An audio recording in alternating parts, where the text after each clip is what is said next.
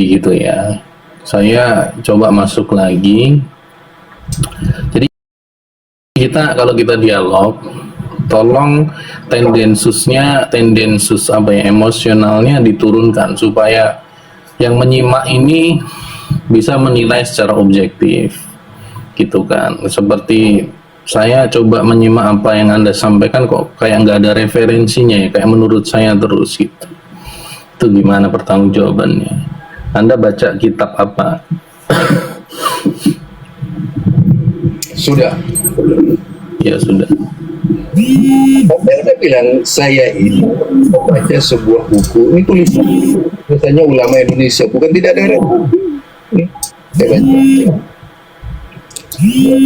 Kemudian memang saya menggunakan nalar saya, tetapi tidak satupun dari nalar saya itu yang lepas dari tulisannya beliau.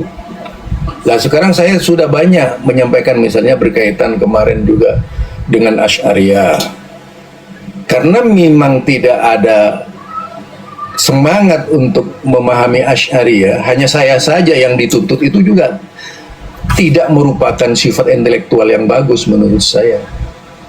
Kan kalau memang niatnya untuk kebaikan umat, harusnya kitab-kitab yang saya miliki kemarin itu misalnya Dhammul Kalam misalnya, lah itu harus dimiliki juga untuk menyingkap kebenaran itu. Jangan kemudian dibebankan kepada saya, baru hal itu bisa dikatakan adil, kan ya. Jadi kalau cuma saya yang disoroti, Anda tidak pakai referensi, semua bisa ngomong begitu, tapi pembuktiannya apa gitu? Saya pakai dalil masih bilang nggak pakai referensi gitu.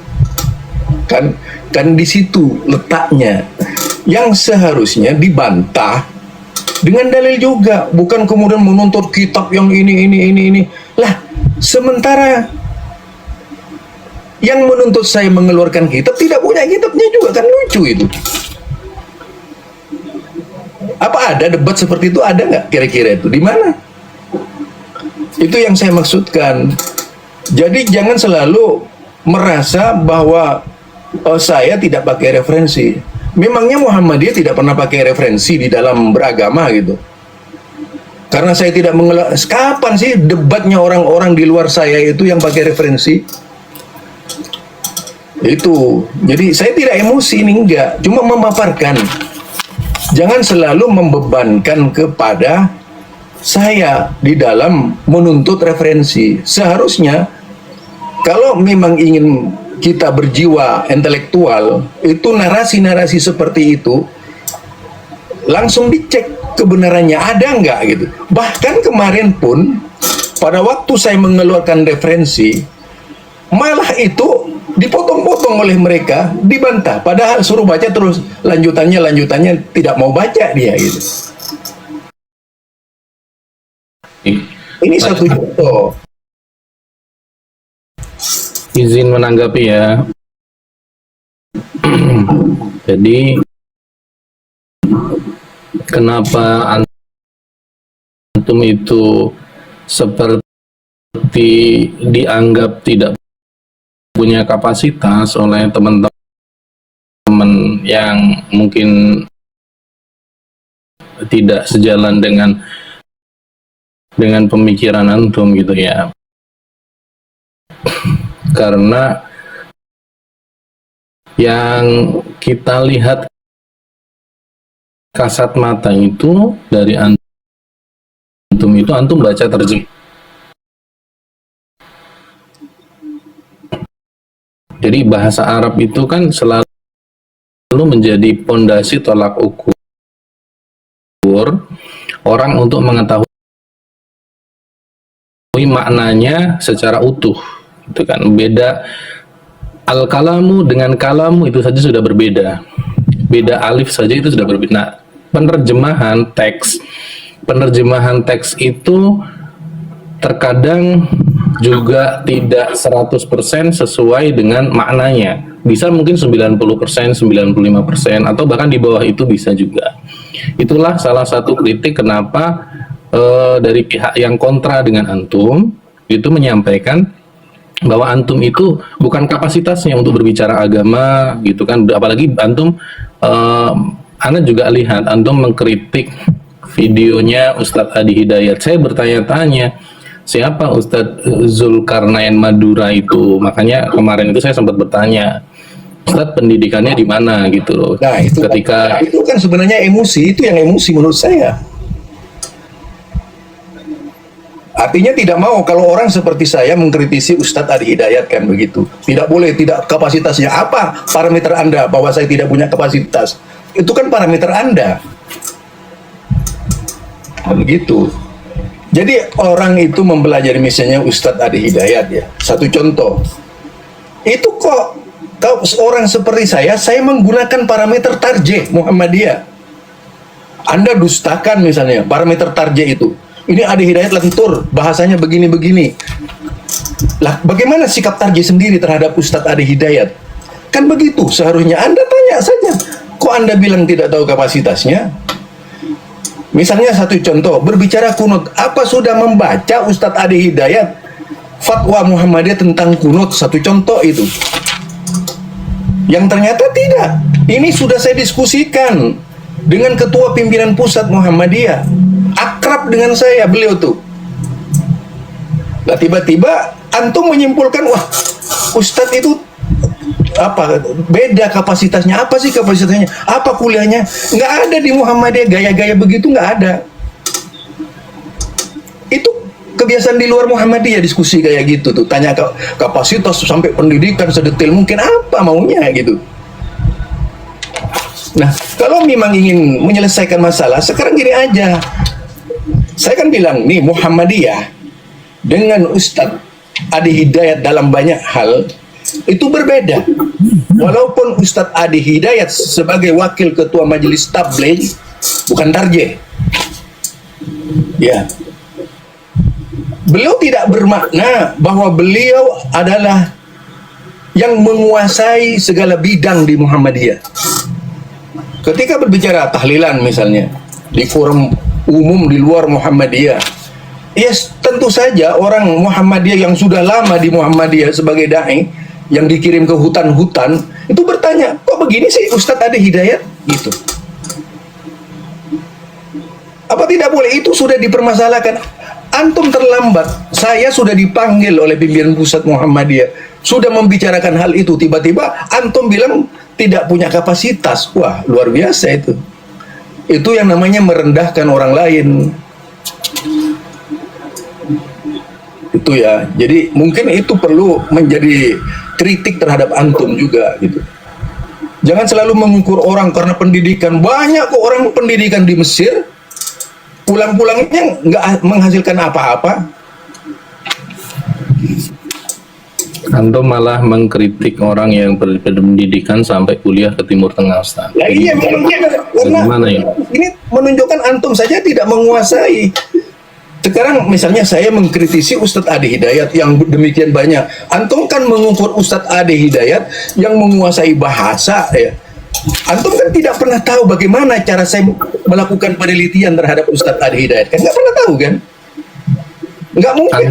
Ketika saya bongkar di muka umum misalnya di kalangan pimpinan Muhammadiyah, saya diminta oleh misalnya Pak Samsul Hidayat, wakil ketua tabligh juga loh, kemudian Profesor Dokter yaitu Fathur Rahman Kamal, ketua tabligh pusat itu. Jadi sekarang antum mengkerdilkan saya tidak boleh mengkritisi orang Timur Tengah. Lah itu kenyataan loh, saya punya teman Timur Tengah banyak. Antum secara struktural di Muhammadiyah sebagai apa? Saya seorang ketua majelis tarjih cabang, ngerti nggak? Cabang mana? Nggak perlu tahu lah di mana. Pokoknya cabang, dicek saja nanti di pusat ada itu. Dan saya adalah dai Muhammadiyah yang dikirim ke berbagai daerah oleh pimpinan pusat Muhammadiyah. Enggak begini, Ustaz. Jadi kalau kita dialog itu jangan marah-marah. Saya itu tadi malam saja. Kenapa suka merendahkan orang? Nggak marah gimana? Kalau sikapnya tadi antum sudah merendahkan orang sudah. Antum merendahkan Ustadz Adi Hidayat, Ustaz. Tidak tahu kapasitasnya. Apa antum sadar itu ngomong begitu? Antum sendiri itu merendahkan Ustadz Adi Hidayat gitu. Kenapa? Apa merendahkannya? Saya mengkantar dengan tarjih kok merendahkan? Dari mana? Merendahkan Ustadz Adi Hidayat, coba. Apanya yang direndahkan? Saya mengkantar dengan tarjih Muhammadiyah kok Anda bilang merendahkan? Muhammadiyah itu Di pusat sebenarnya Muhammadiyah apa? Tahu apa? Muhammadiyah itu Muhammadiyah? sebenarnya ya gantian ngomongnya. Ini kan dialog gantian. Iya. Yang kami baca Muhammadiyah itu sebenarnya itu sekarang sudah tidak meributkan perkara-perkara khilafiyah seperti Salah ini. itu antum. Mereka itu sudah Salah. tolerir. Tidak. Saya itu Mereka itu salah. sudah tolerir. Ngomong seenaknya itu tentang Muhammadiyah. Duh, Muhammadiyah itu pendekatan fikihnya Ada. saja Nggak tarjih. benar itu Muhammadiyah sampai sekarang menjalankan target Muhammadiyah. Gimana sih antum? Sekarang begini. Apa? Itu akalnya antum. Nggak ada di Muhammadiyah begitu. Nggak mau saya. Kalau mau ngomong di ilmiah. Enggak, sekarang posisi Kan Anda ada masih Muhammadiyah. struktural Kan masih saya- struktural Muhammadiyah bukan Anda itu. Apa Anda nggak? itu Saya sudah bilang tadi saya ketua target cabang kok. Ngapain Nah, antum ngurus-ngurus segala? Ada apa dengan antum? Enggak, kita Ini biar media, tahu. Ini media Kita- saya ngomong. Masa antum nggak percaya? kita biar tahu struktur Muhammadiyah itu PP ke daerah baru cabang atau gimana. Kalau cabang kan berarti bawah banget kita nangkepnya. Kenapa? Gitu. Walaupun Anda- cabang Anda- kenapa? Apa Anda tidak bukan boleh? siapa-siapa berarti di Muhammadiyah Anda Saya bukan antum. siapa-siapa. Saya ini pergaulannya pusat setiap hari. Saya datang ke PP Muhammadiyah setiap hari. Dan Ustadz Ari Hidayat itu pengurus PP malahan. Ya yang tapi dekat. kenapa? Walaupun pengurus PP, saya sering kok mengkritisi orang PP. Nah, saya dapat jejak digital seperti digitalnya. organisasi yang lainnya. Salah antum itu memahami Ya, kalau- ya. Kalau salah dijelaskan, salahnya di mana? Bukannya marah-marah. Karena Saya bahwa Muhammadiyah itu isi- seolah-olah begini. Dari mana menyimpulkan? begini ya, saya beritahu ya, saya itu biasa diskusi dengan teman-teman. Tadi malam saja saya diskusi dengan Saya teman-teman. ingin berbicara secara struktur. Yang mengendalikan target itu siapa? Majelis target.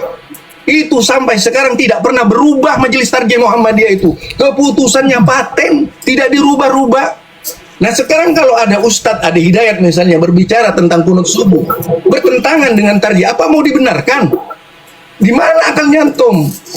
Bagaimana tentang jejak digitalnya tokoh pusat Muhammadiyah yang mengatakan bahwasanya Muhammadiyah itu memang warna-warni. Ada Muhammadiyah Bilang berapa kali dekat. kan saya bilang Muhammadiyah tidak tergantung pemimpin-pemimpinnya, tapi tergantung keputusan Muhammadiyah. Siapapun dia yang saya kalau ditegur oleh pimpinan pusat, jangan menyalahi ketentuan di Muhammadiyah. Itu pusat cuman begitu bilangnya. Oke, Anda mengatakan diri Anda kalau Anda ini orang tarjih. Sekarang coba jelaskan metodologi tarjih kepada kami yang kontra dengan Anda tentang Muhammadiyah. Sekarang antum ini gimana saya menjelaskan tentang Ustadz Adi Hidayat? Sekarang berputar ke kerja kami gitu ya. Metodologi. Ya karena kita kontra Ustaz dengan yang kamu logika itu sampaikan. makin jelimet, nggak akan bakalan ngerti gitu. Apalagi Saya itu Muhammadiyah seperti apa. Saya itu di telepon. Apal kaidah-kaidah tarjih Muhammadiyah yang terdiri dari 16 bagian itu. Begini ya, Banyak begini. termasuk persoalan-persoalan hadis dan sebagainya. Lah sekarang Ustaz Adi Hidayat misalnya membicarakan kunut subuh sama sekali tidak mewakili Muhammadiyah itu. Begini Ustaz, antum kalau marah-marah, kalau antum marah-marah begitu, ini audiens ini, Antum sebenarnya audiens. marah, kalau tidak marah tidak dendam begitu. Antum marah sebenarnya. Gayanya Enggak, tapi nada anak tenang Ustaz. Antum ngegas nadanya. tenang tapi nyakitin gitu. Antum tahu nggak? Ya dalam dialog itu perbedaan Antum pendapat. merendahkan biasa kan? Antum merendahkan orang nomor 1 itu. Antum nggak ada Ustaz kapasitas dalam hal agama. Nah itu sudah mulai lagi. Yang tidak ada Iya. antum kapasitasnya tentang Muhammadiyah ngomong Muhammadiyah. Dan lebih parah itu antum. Sekarang begini Ustaz. Antum ngomong Muhammadiyah. Orang luar kok ngomong Muhammadiyah. Sekarang begini, antum anak aja dialog ngobrol bahasa Arab saja, antum matikan live loh waktu itu. Kamu kok ngomong itu anak-anak kecil tuh. Nggak perlu saya berbicara dengan antum. Kebiasaannya antum sudah itu. Antum itu saya ajak ngobrol bahasa Arab aja, antum matikan live saat marah-marah. Nah, kenapa antum begitu gitu? Kok sakit hati dengan saya? Ada apa? Ada apa coba? Kok tiba-tiba? Oke, pelan-pelan saya jawab Ada ya. apa? Oke, saya jawab ya. Tapi gantian kita ngomongnya biar enak. Ini yang nonton banyak loh. Antum udah ditonton 210 orang loh. Ini banyak kok yang nonton banyak gitu. Sekarang jelas Ya, antum ditonton antum Muhammadiyah 210 sebagai apa itu saja. Kalau memang Oke, orang Muhammadiyah, saya- kalau bukan orang Muhammadiyah, antum kenapa berbicara Muhammadiyah? Saya orang Muhammadiyah. Mau apa? Ya, ayo sebutkan sekarang. Kita sama-sama Apa? mengucapkan surat Muhammadiyah, ayo. Saya ditugaskan oleh Muhammadiyah sekarang. Saya dari lembaga dakwah khusus pimpinan pusat Muhammadiyah. Saya buka sekarang. Ya, silakan. Nah, gimana sih antum? Silakan buka. Itu kan sudah. Kita mau Kalau saya dari bicara lembaga tema. dakwah khusus pimpinan pusat Muhammadiyah. Kenapa antum? Mau? Antum sekarang tuh begini ya, Muhammadiyah itu kulturnya itu sudah moderat gitu ya. Mereka sudah mengalami moderat, nggak ada banyak nggak ada. Di mana ada Muhammadiyah moderat? Tarjih Muhammadiyah semua orang bisa mengakses keputusan-keputusan Muhammadiyah itu, semua orang bisa mengakses gitu ya. Jadi cari tahlilan di Muhammadiyah yang membolehkan siapa? Cari sana. Tunjukkan Muhammadiyah. Siapa yang membolehkan tahlilan di Majelis Tarjih Muhammadiyah? Siapa yang membenarkan kunut di Tarjih Muhammadiyah? Saya ingin tahu, katanya Anda moderat, silakan.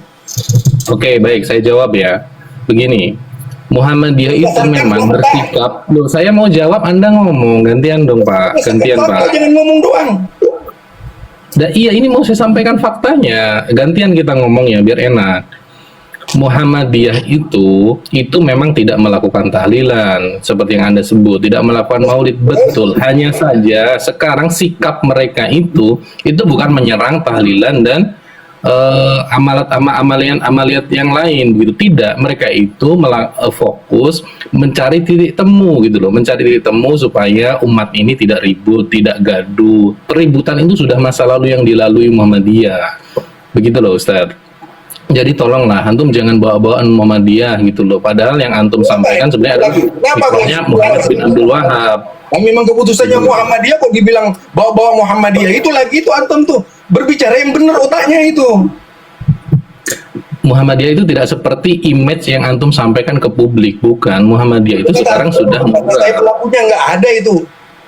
Pelakunya kok saya di daerah, berbagai daerah. Jejak digital itu bisa diakses siapapun, Ustaz. Ya jadi silakan akses sekarang. Saya tunjukkan siapa sih dari Majelis Tarjih Muhammadiyah yang merubah fatwa tahlilan.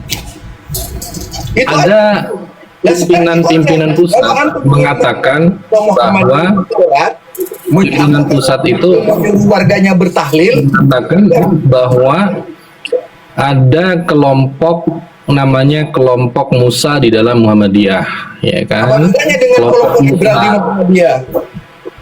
Kelompok Musa di Muhammadiyah itu mungkin salah satunya ini antum yang banyak kritik sana sini. Biasanya antum sudah menilai saya belum ada salafi di Muhammadiyah. Di dai Muhammadiyah sejak tahun 77, masih muda. Gimana sih otaknya antum? Cara berpikir antum kalau didengar oleh Muhammadiyah ketawa-ketawa Muhammadiyah itu. Mendengar antum begitu.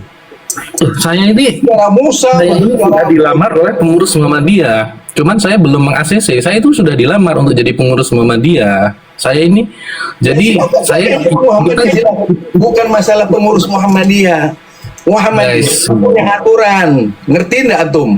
Muhammadiyah itu ada aturan Majelis Tarjih Muhammadiyah, aturan Majelis Tabligh Muhammadiyah, aturan Majelis Pendidikan Muhammadiyah. Bidang-bidang ini bekerja di Muhammadiyah sesuai dengan Muhammadiyah yang ditetapkan oleh Muhammadiyah. Kalau tarjih tidak bisa dicampuri oleh Tabligh Muhammadiyah. Misalnya satu fatwa Muhammadiyah tentang Maulid Nabi misalnya. Itu membolehkan Muhammadiyah. Saya ngakui loh, Muhammadiyah membolehkan Maulid Nabi. Tidak melakukan. Tidak dulu. Itu membolehkan. Itu membolehkan tahu. Bicara tahlilan loh. Bicara Maulid. Iya kan? Maulid membolehkan. Tapi dengan syarat tidak melakukan bid'ah. Itu Muhammadiyah. Iya, itu bukti. Antum sendiri sudah menyampaikan data seperti itu. Itu bukti yang saya sebut bahwa saya sekarang Muhammadiyah itu moderat dengan membolehkan itu, walaupun dengan catatan. Astagfirullah. Antum jangan membangun. Saya ini sudah puluhan tahun di Muhammadiyah kok antum mau menggurui saya, kan aneh antum memaksakan gandanya antum itu. Karena antum bertentangan dengan tokoh-tokoh pusat di Muhammadiyah. Ya siapa di tokoh pusat di Muhammadiyah yang membolehkan tahlilan? Bilang sama saya. Bukan, kita ini bicara frame utuh, bukan bicara satu tema. Kita ini bicara frame utuh tentang sikap Muhammadiyah yang sekarang sudah moderat. Yang tadi kan antum bawa ustadz Adi Hidayat kan, iya kan? Ya, Apa saya mengkritik Ustadz Adi Hidayat? Antum tahu nggak? Ana itu awalnya saya percaya banget dengan Ustadz Adi Hidayat, nggak, dan sampai sekarang saya masih menghormati beliau walaupun saya beda dengan beliau. Bahkan oleh pusat Muhammadiyah itu ada rencana untuk mempertemukan saya dengan Ustadz Adi Hidayat itu rencana pusat. ya itu kan buktinya mana Ustadz? Bukti kalimat antum mana? Itu harus dibuktikan di depan publik, gitu ya. Itu kan bisa saja Saya cuma antum saja di Pak Ustadz, antum saja di Muhammadiyah saja hanya sebagai peng-DPC gitu loh. Antum hanya cabang gitu PC ya. ada DPC, PCM. Ya cabang. Antum tuh hanya cabang di majelis tarjih, tapi gaya antum itu seperti PP tarjih gitu loh. Lah, Jadi kita ini bingung lihat datang ke pimpinan pusat Muhammadiyah, tidak ada seorang pun yang menghalangi saya bicara. Bahkan dulu saya diminta membicarakan masalah Wahabi di pimpinan pusat Muhammadiyah. Itu terus terang saya. buktikan saja secara digital karena antum banyak berbicara digital. Gitu. Digital ada sih, kalau antum tanya ke pimpinan pusat siapa Zulkarnain, baru antum tahu itu.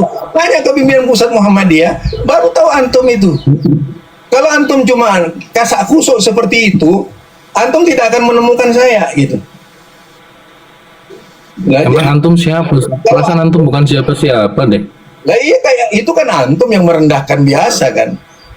Ya memang bukan siapa-siapa Ustadz, kapasitas intelektual antum itu bisa ditebak. Muhammadiyah malah apa oleh Bapak Abdul Mukti dipanggil. Ustaz Jul, diskusi. Pak Haidar Nasir itu akrab dengan saya, akrab banget walaupun saya cabang. itu kan perasaan antum aja. Ada seorang Itu Nahdien perasaan.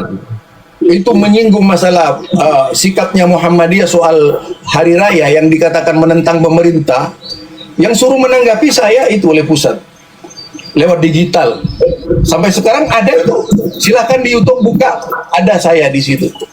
Kiai siapa yang Sebenarnya kalangan Nahdien tuh hari ini tuh sudah mulai respect dengan orang-orang Muhammadiyah.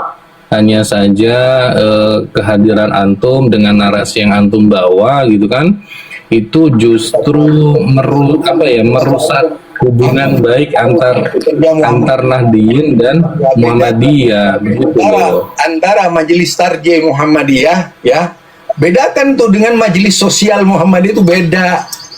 Kalau soal hubungan misalnya Muhammadiyah sampai sekarang tidak ada masalah berbicara dengan NU, itu kan ada dari sisi ideologis saja sudah berbeda NU dan Muhammadiyah, beda loh, terlalu beda jauh malah.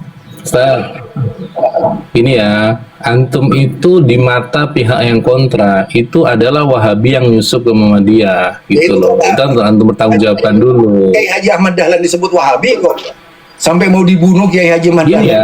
bahkan dikafirkan.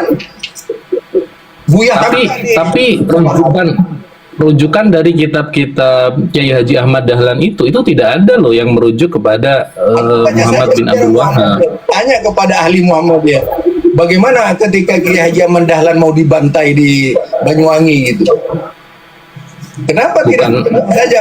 Kalau mau baca Muhammadiyah itu secara tuntas, antum tidak akan pernah tahu misalnya pertemuan Muhammadiyah dengan keluarga Kiai Haji Hasyim Asy'ari pada waktu itu bagaimana gitu.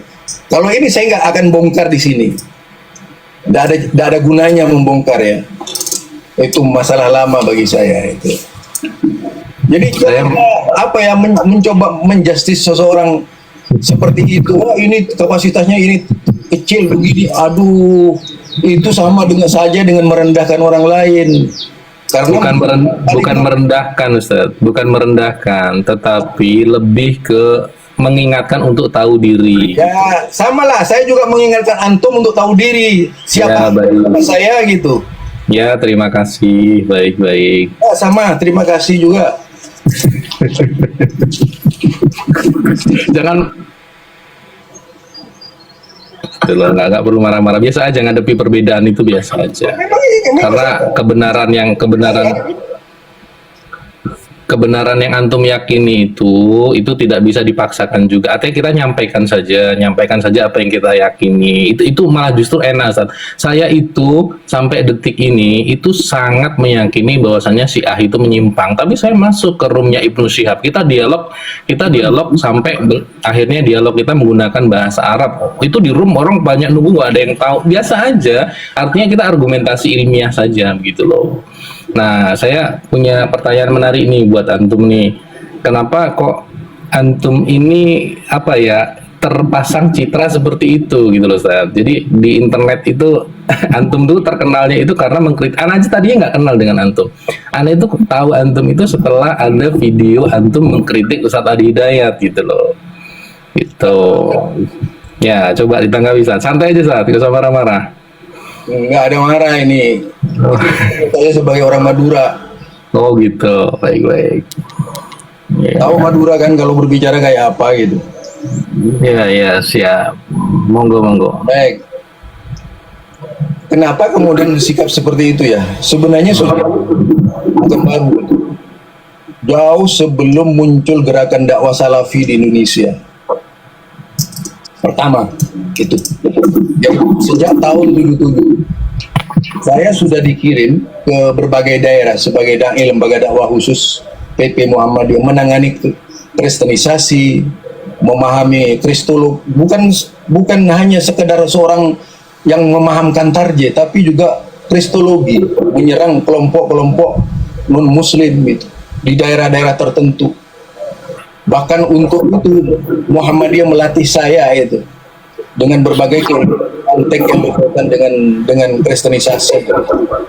Jadi bukan ya. Kemudian ketika saya berbicara tentang Muhammadiyah, ini kan dibenturkan dengan berbagai paham yang ada. Nah, sejak itu muncul pernyataan Wahabi. Saya sendiri terus terang saja awalnya tidak pernah mengenal. Ketika terjadi jalinan asmara antara Muhammadiyah dan Salafi pada tahun 89 ya, 88 yang ditandatangani oleh Bapak Anhar Burhanuddin MA. Beliau ketua lembaga dakwah khusus pimpinan pusat Muhammadiyah pada waktu itu, dan diteruskan oleh Buya Yunhar Ilyas, Profesor Buya Yunhar Ilyas. Itu memang kerjasama dengan Salafi di Yaman, di Kuwait pada waktu itu, bukan Arab Saudi, Kuwait. Lewat yaitu Lajnah Khairiyah Al-Mustarakah ya. Kemudian li Ihya At-Turas Al-Islami bi Junubis lil Muslimin Indonesia itu namanya. Nah, kerjasama ini itu melatih para dai Muhammadiyah persis al-irsyad di suatu ruangan khusus, tepatnya di Tengaran Salatiga. Itu pimpinan pusat itu melibatkan seluruh pimpinan pusat Muhammadiyah yang berkepentingan dengan soal dakwah tersebut. Itu ya awalnya. Jadi ketika saya menyampaikan fatwa-fatwa Muhammadiyah ini, lalu banyak orang yang berpikir, wah itu Salafi katanya. Karena apa? Fatwa Muhammadiyah ini sejak awal tidak pernah diangkat oleh mereka. Sejak awal tidak pernah diangkat oleh mereka. Padahal yang dimaksud keputusan itu sudah dibuat oleh Muhammadiyah yaitu puluhan tahun yang lalu gitu. Satu contoh ya masalah tahlilan tadi, masalah kunut ya, masalah tawasulan, masalah barzanji misalnya. Ini mendapat kritikan pedas dari Muhammadiyah. Bahkan warga Muhammadiyah dilarang membaca barzanji karena atas kekhawatiran Muhammadiyah mereka terperosok ke dalam kesirikan. Itu yang dilakukan oleh Muhammadiyah. Dan ini sebenarnya juga pernah diulang-ulang oleh Wakil Ketua Majelis Tabligh PP Muhammadiyah, sama-sama Majelis Tablighnya dengan Ustadz Adi Hidayat, yaitu orang yang hampir sama dengan Ustadz Adi Hidayat. Beliau dekan ya, yaitu Universitas Muhammadiyah Solo, Surakarta, yaitu Samsul Hidayat. Kalau ini Adi Hidayat, itu Samsul Hidayat namanya. Dr. Samsul Hidayat. Beliau sering membahas kayak saya membahas gitu. Tak ada bedanya gitu. Lah, kalau sekarang dikatakan Muhammadiyah ya adalah Wahabi misalnya, itu kan sejarah dulu, bukan sejarah sekarang.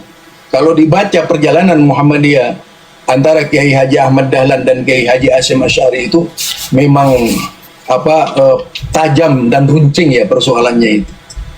Yaitu sejarah masa lalu saja. Jadi kalau mereka sekarang menilai saya sebagai bagian dari Wahabi, saya anggap wajar-wajar saja karena pendahulunya saja seperti itu. Kemudian yang biasa diperkenalkan oleh Muhammadiyah tidak pernah diperkenalkan misalnya. Jangankan itu, jangankan cuman itu ya. Saya pernah ceramah di Muhammadiyah di Brebes yang dihadiri 4.000 orang. Itu banyak sekali di kalangan mereka tidak mengenal fatwa tarjih Muhammadiyah. Coba bayangkan, seperti apa pembinaan ke Muhammadiyah ini kok sampai tidak ada yang membina hingga punya anggapan seperti itu. Begitu saya angkat, begitu saya jelaskan, banyak mereka yang kaget itu. Sama halnya juga di Madura, sampai diskusi dengan pimpinan cabang Muhammadiyah. Benar itu. Jadi mereka ini seharusnya yang awal orang tua kami di Muhammadiyah itu sudah banyak paham tentang Muhammadiyah. Kenyataannya tidak, karena terlalu sibuk dengan pola yaitu pendidikan yang seringkali menjadi lahan basah dan hingga menjadi rebutan di daerah-daerah itu. Menyebabkan mereka melupakan tugas utama Muhammadiyah yang berkaitan dengan Majelis Tarjih Muhammadiyah. Jadi kan Muhammadiyah itu menjadi gerakan dakwah Islam karena masih ada Majelis Tabligh dan Majelis Tarjih. Kalau tidak ada itu sudah kayak lain-lainnya. Kemudian kalau tentang tarjih tadi itu yang memutuskan hasil istinbatnya itu kan itu PP kan, Ustaz? Bukan BP, itu hasil Munas seluruh Indonesia. Dari seluruh pimpinan wilayah Muhammadiyah berkumpul, bersidang untuk melahirkan fatwa-fatwa yang diputuskan itu. Jadi tidak merupakan keputusan PP, tidak. Keputusan bersama, kolektif kolegial gitu. Nah, apakah anggota di dalam majelis tarjih itu standar pemilihan anggota majelis tarjih itu seperti apa?